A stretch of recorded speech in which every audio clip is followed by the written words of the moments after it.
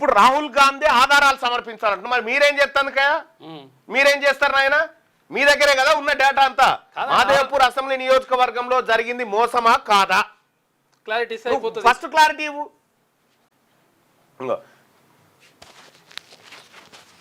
सबसे पहले चुनाव आयोग मतदाताओं के नाम एक संदेश देना चाहता है. ఈయన విడిచిపెట్టు. ఇంట్లో అన్ని అబద్ధాలే. ఈయన ఏం చెప్తాడంటే ఓటర్ లిస్ట్ లో తప్పొప్పుల సంగతికి రాజకీయ పార్టీలో చూసుకోవాలి, మాకు సంబంధం లేదంట. మరి మీరేం చెప్తారో తప్పొప్పులు ఉండేందుకు అయ్యా? మరి ఎన్నికల సంఘం ఏమన్నా కిరాయికి ఇచ్చిపోయి ఆ బంగ్లా? ఎన్నికల నిర్వహణ స్వతంత్ర ప్రతిపత్తి, ఎన్నికల నిర్వహణ చేతగాక ఎన్నికల నిర్వహణ పక్షపాతంతో నిర్వహిస్తూ భారత ఎన్నికల సంఘం ఈ దేశంలో ప్రజాస్వామ్యాన్ని నవ్వుల పాలు చేస్తా ఉంది. భాజపాను అఫిడవిట్ అడగలేదేం? ఈసీ బెదిరింపులకు రాహుల్ భయపడను. ఇగో ఇక్కడ చూడు, భాజపాను అఫిడవిట్ అడగలేదేం? ఈసీ బెదిరింపులకు భయపడను రాహుల్ గాంధీ.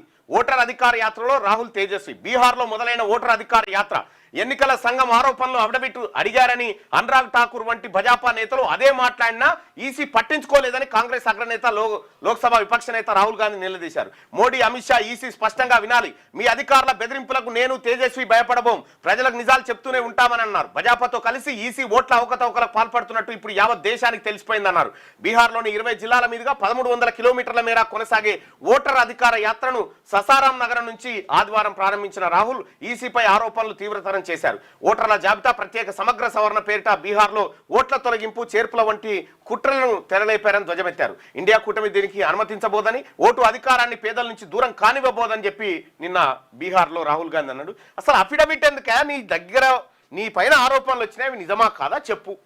కాదు అంటే ఎట్లా కాదో చెప్పు. పార్లమెంట్ లో ఇది రాహుల్ గాంధీ ప్రశ్న కాదు, ఇది భారతదేశం ప్రశ్న.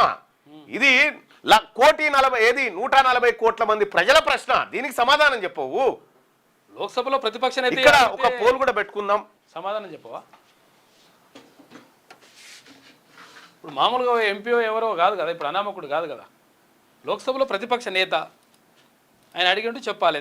దానిపైన ఆధారాలు మీరు చూపించాలి. దీనిపైన భారత ఎన్నికల సంఘం ఓట్ల చోరికి పాల్పడిందని మీరు నమ్ముతున్నారా? ఎస్, వాళ్ళు ఓట్ల చోరికి పాల్పడిరని మీరు నమ్ముతున్నామని, నమ్మకపోతే నమ్మడం లేదని మీ ఒపీనియన్ని ఇక్కడ తెలియజేయండి. అలాగే ఓట్ల చోరీ ఓట్ల దొంగతనం చేసిందని